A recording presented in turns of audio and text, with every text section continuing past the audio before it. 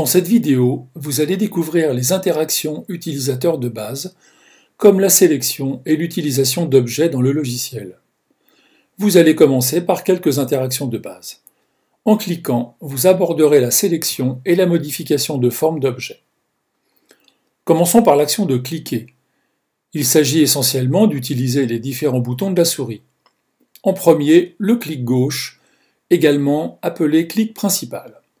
Normalement, c'est le bouton situé sur le côté gauche de la souris. À peu près n'importe quelle souris peut effectuer cette action.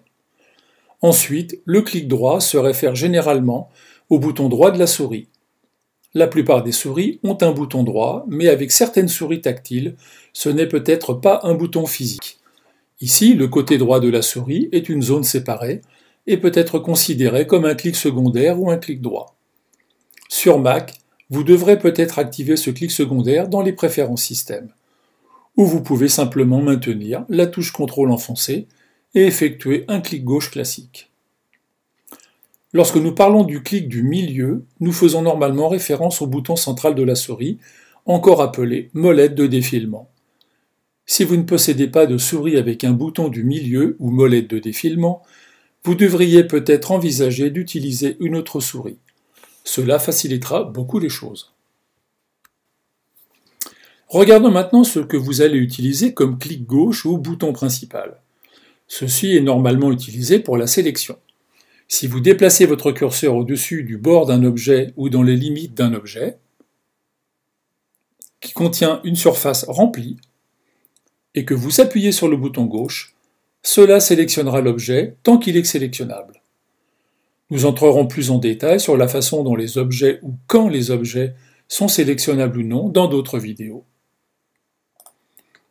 Vous pouvez aussi sélectionner plusieurs objets de manière différente. La première est de maintenir la touche majuscule enfoncée tout en sélectionnant des objets individuellement.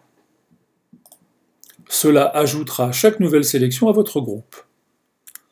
Vous pouvez également effectuer une sélection multiple. Cliquez et maintenez simplement le bouton gauche de la souris sans le relâcher. Puis déplacez la souris.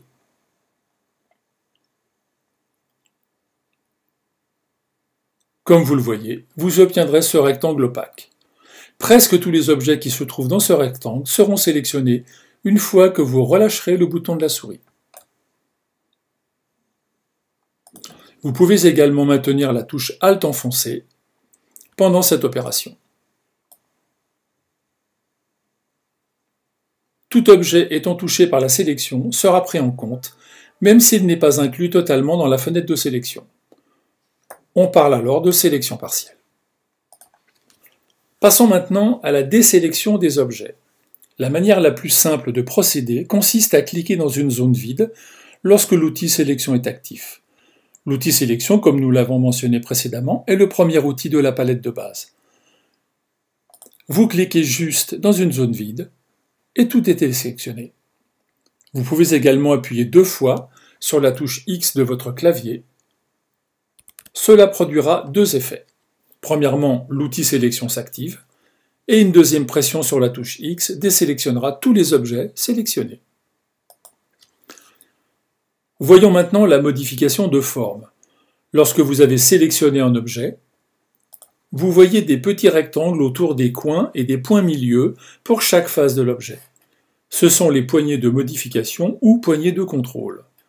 Si vous cliquez directement dessus, vous pouvez changer la forme d'un objet et vous pouvez donc le redimensionner.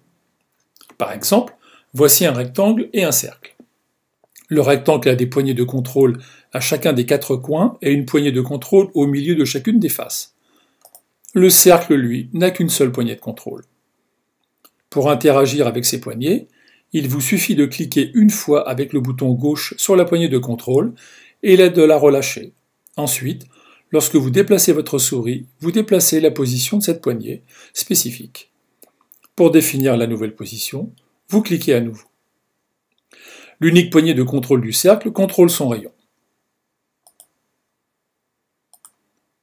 Les poignées de contrôle sont principalement utilisées pour le remodelage de forme. Par exemple, regardons ce rectangle. Si vous cliquez sur l'une des poignées de contrôle d'angle, vous pouvez la déplacer à gauche, à droite, en haut ou en bas. Cela remodèlera et redimensionnera ce rectangle. Il s'agit d'une mise à l'échelle asymétrique. Mais si vous maintenez la touche majuscule enfoncée pendant cette opération, Vectorworks sera contraint de mettre à l'échelle symétriquement le rectangle.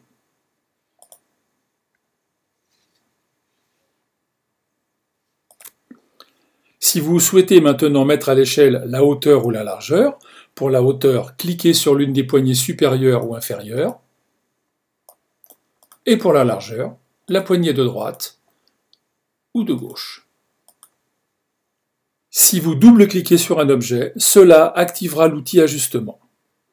Cet outil vous donnera une capacité supplémentaire par opposition à la simple mise à l'échelle d'un objet. Il vous donne la possibilité d'ajouter, de supprimer ou même de changer le type de sommet d'une poignée de contrôle particulière. Par exemple, vous avez ici un polygone. Vous pouvez double-cliquer dessus. Vous voyez dans la palette de base qu'il a activé l'outil Ajustement. Puisqu'il est dans le premier mode, déplacez chacun de ces sommets vers une nouvelle position.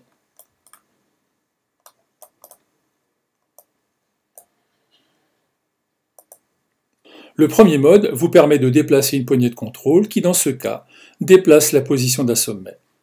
Mais il y a différents modes, comme je l'ai mentionné. Vous pouvez par exemple ajouter des sommets,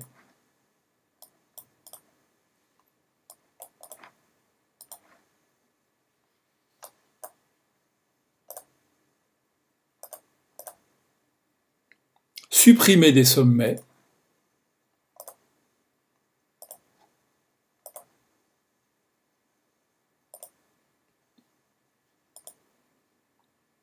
ou bien changer un sommet de coin pour un sommet courbe.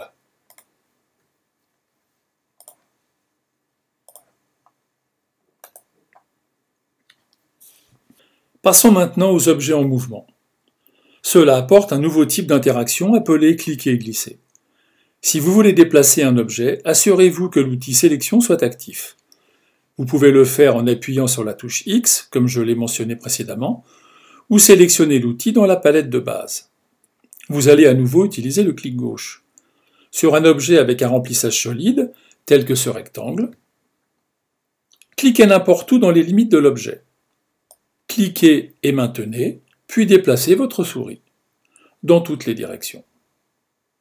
Vous verrez un aperçu de l'objet lorsque vous le déplacez, puis dès que vous relâchez la souris, l'objet est déplacé à son nouvel emplacement. Vous pouvez également déplacer plusieurs objets en même temps.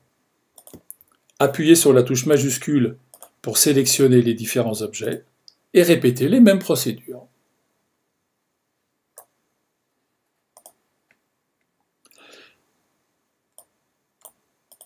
Si vous avez un objet qui n'a pas de remplissage solide, par exemple tel que ce rectangle,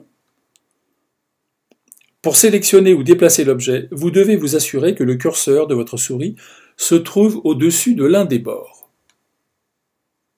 Si vous vous déplacez à l'intérieur, rien ne se passera, vous allez simplement dessiner un rectangle de sélection. Mais si vous passez votre souris sur les bords de l'objet, vous voyez que la présélection est mise en évidence, ce qui signifie qu'en faisant maintenant un clic gauche, l'objet sera sélectionné ou une interaction apparaîtra. Maintenant, parlons du bouton droit de la souris ou bouton secondaire. Le bouton droit de la souris ou clic droit est principalement utilisé pour afficher un menu contextuel, soit pour le document, soit pour un objet. Par exemple, si je clique dans une zone vide du dessin, j'obtiendrai plusieurs options dans le menu contextuel qui me permettront d'activer une classe, un calque, de forcer une sélection d'objets, de tout sélectionner, de coller et divers autres paramètres de document et de calque. Cependant, si je fais la même action en cliquant droit sur un objet, j'obtiens des options différentes.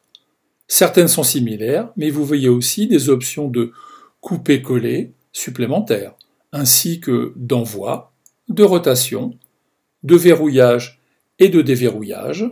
Ces options varient en fait en fonction de l'objet que vous sélectionnez. Ainsi, un cercle, un rectangle ou un polygone auront certaines options, mais un symbole ou un plugin peuvent avoir des options différentes. Pour terminer, Voyons maintenant le bouton central de la souris ou molette de la souris. Ce bouton est principalement utilisé pour activer l'outil main, qui permet de naviguer rapidement dans l'espace de travail. Si vous appuyez dessus et le maintenez enfoncé, vous verrez que le curseur se transforme en icône de main. Vous vous déplacez alors n'importe où dans l'espace de travail. Cela ne déplace pas l'objet, vous déplacez simplement la vue de vos objets. Une action secondaire pour le bouton central de la souris est l'action de défilement. Il s'agit de la principale méthode de zoom avant ou arrière dans le logiciel. L'utilisation d'une souris avec une molette de défilement précise facilitera grandement la navigation.